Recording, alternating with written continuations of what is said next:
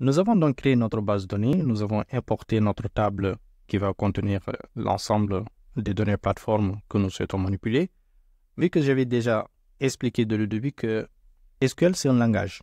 Il faut comprendre cette langue pour pouvoir communiquer avec vos données. D'accord?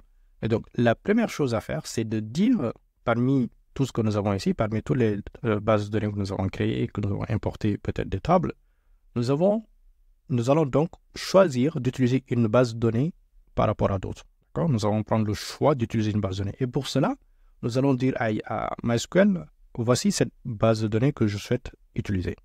Et donc, pour ce faire, il faut le dire de manière explicite pour qu'il puisse vous comprendre en disant use, d'accord? Parmi les bonnes manières, nous allons dire use data platform. Là, je conseille parfois de copier directement ici et de coller, d'accord? Et donc là, c'est que nous allons dire use data platform. Et pour ce faire, dès que nous avons sélectionné, écrit la requête, nous pouvons souligner et lancer. Et donc là, nous avons la ligne qui a été bien identifiée, Use Data Platform. Je vais revenir en main sur quelques points pour donner encore ce qu'il le faut pour répéter, puisque ça fait partie aussi des bonnes méthodes à retenir. Alors, quand on parle d'écrire des requêtes ou de lancer MySQL ou de pouvoir interroger vos données, il y a certaines pratiques, certaines règles qu'il faut respecter. Quand on parle de règles de pratique, à l'intérieur de MySQL, il y a quelques conventions qui ont été mises en place. D'accord? C'est-à-dire que quand on souhaite écrire pour faciliter peut-être la lisibilité de notre code qu'on va faire ou pour que d'autres puissent se retrouver, il est souvent recommandé quand on écrit la requête de la mettre en majuscule. D'accord? Par exemple, use, qui est déjà en majuscule, ou create database, nous avons dit en majuscule, et le reste, nous pouvons le mettre en minuscule. Et par la suite, cela va permettre d'identifier exactement ce qui est du code et ce qui est de ce qu'on souhaite interroger dans la base. Cela facilite tout simplement la lisibilité, mais aussi ça fait partie des très bonnes pratiques qui sont recommandées. Nous venons donc de lui expliquer que voici cette base de données que nous souhaitons utiliser. Donc, vu que nous avons introduit cette base de données, nous avons sélectionné la base de données que nous souhaitons utiliser, il faut donc peut-être commencer à interroger les éléments de cette base de données qui sont contenus dans cette base de données ou cette feuille que nous voulons d'importer dans notre base de données. Et la première requête que nous allons dire encore, c'est sélectionne-moi, par exemple, quelque chose à l'intérieur de cette base de données. Et pour ce faire, je vais directement lui dire select, d'accord?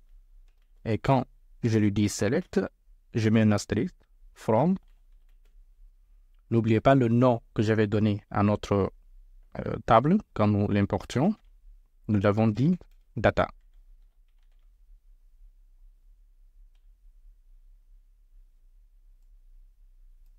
Et là, je lance la requête et voici un aperçu de ce que j'ai dans ma feuille. Et ici, ce que nous avons, qu'est-ce que nous venons de dire? De manière très simple, dans cette requête, je vais la décomposer en petits éléments, en détail, pour que vraiment nous puissions, pour que vous puissiez comprendre de quoi il s'agit et qu'est-ce que nous venons de dire à MySQL de faire. J'ai utilisé select, ici, avec un astérisque. Select, nous demandons donc à MySQL de nous montrer les données. D'accord? De nous montrer quelles données ou à partir de quelle limite. L'astérisque signifie que toutes les colonnes, montre-moi toutes les colonnes, donc nous demandons à MySQL de montrer toutes les colonnes qui sont incluses dans cette feuille que nous venons d'importer. Et from, je lui dis donc où, dans quelle table, il doit donc sélectionner ces colonnes que je souhaite qu'il importe. Donc il va indiquer dans quelle table, parmi d'autres tables, par exemple si nous avions importé d'autres tables, nous avons d'autres tables ici. Et donc là, je lui dis, dans quelle table je souhaite que tu me sélectionnes toutes les colonnes que je souhaite voir. Donc ce sera dans data qui est bien identifié ici. Donc je lui dis donc, de manière très claire, sélectionne tout from data. Sélectionne-moi tout ce qui est contenu, toutes les colonnes qui sont contenues à l'intérieur de la feuille data. Et voici le résultat qu'il vient de me donner. C'est pareil, identique avec ce que nous avions dans notre feuille sur CSV. Vous avez donc cet aperçu, le résultat qu'il vous a donné en sélectionnant toutes les colonnes que vous avez dans la table data. Et il arrive parfois que vous n'avez pas importé cette feuille et donc vous devez donc, si vous le souhaitez, retrouver une table en question comme celle-là. Donc, de lancer la même requête, sélectionner toutes les données de la table et pour pouvoir l'exporter. Et là, vous avez une possibilité d'exporter. Par exemple, là, vous pouvez cliquer ici, sur cette option, enregistrer. Et quand vous cliquez sur enregistrer, vous pouvez donc donner un nom pour pouvoir l'enregistrer sous un format CSV ou parmi les propositions que vous avez ici. Donc là, nous n'allons pas exporter puisque nous voulons donner importer tout à l'heure. Mais c'était juste sur la possibilité de savoir que vous avez cette possibilité de pouvoir le faire si vous le souhaitez. Nous allons donc continuer toujours dans nos requêtes sur MySQL. Et pour ce faire, nous allons voir une autre aussi fonction, une autre requête de MySQL qui va nous permettre de limiter les recherches. Puisque là, tout à l'heure, qu'est-ce que je viens de lui demander? Je lui ai dit de sélectionner toutes les données de notre table et de les afficher. D'accord? Toutes les données de la table, select all from data, sélectionnement tout from data. Mais dans certains cas, peut-être que je n'ai pas besoin de tout sélectionner ou bien le fait de tout afficher, ça peut poser par exemple quelques problèmes. On ne sait jamais d'où les problèmes peuvent venir. Mais imaginons par exemple, je veux juste sélectionner les 10 premières lignes de ma colonne. Et dans ce cas-là, je vais faire la même chose. Je vais le dire concrètement SQL, sélectionnement les 10 premières lignes de la colonne. Donc je vais dire select all, tel que la première commande que nous avons fait, from data. Je répète la requête. Et là, par contre, là, je vais imposer une limite en disant limite 10. D'accord? Ce qui veut dire sélectionnement tout dans notre table, mais sélectionnement les 10 limites uniquement aux 10 premières lignes. Et donc, en faisant cela, si je lance la requête, là, en ce moment, on n'aura pas toutes les données, mais on aura uniquement les 10 premières lignes de notre feuille. D'accord? Et nous allons toujours encore continuer dans nos requêtes et de voir pas à pas, de vous aider à découvrir MySQL en partant de débutant, mais arriver à un résultat spectaculaire. Cette fois-ci, au lieu de demander de tout sélectionner, cette fois-ci, je vais limiter cette sélection.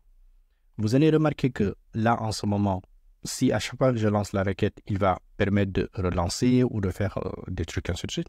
Mais si je ne veux pas, par exemple, qu'il relance la requête, je vais ajouter un astérisque devant les requêtes que j'ai déjà lancées, ce qui va éviter de faire des répétitions de requêtes. D'accord? Et à chaque fois que je place donc un astérisque devant une requête, cette requête n'est plus valable. Elle devient, dans un sens, elle devient donc un commentaire. C'est comme un texte, donc il n'arrivera pas à détecter cette requête-là. Ce qui va me permettre de pouvoir distinguer ceux qui sont déjà lancés pour éviter des problèmes ou de confusion plus tard. Vu que aussi nous sommes en nouveau débutant et je souhaite quand même que nous maintenions cette pratique-là pour pouvoir distinguer. Et donc cette fois-ci, ce que je vais dire, select. Et vu que dans ma table que je viens de créer, j'ai des colonnes. Qu'est-ce que je souhaite faire? Je souhaite donc, dans ce cas-là, demander à MySQL d'aller dans notre base de données, de rechercher uniquement les âges de cette table que nous avons déjà créée. Donc, je vais lui dire, donc, select age, c'est le nom de la colonne que nous avons dans la table. Et là, cette fois-ci, je vais lui dire from, et je vais en même temps spécifier la table dans laquelle je souhaite qu'il sélectionne les âges. Donc, ce sera from table, from data.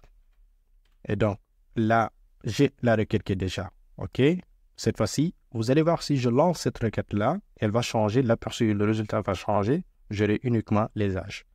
Donc, si je lance, là, j'ai uniquement les âges qui sont contenus dans l'ensemble de ma table, qui sont uniquement sélectionnés.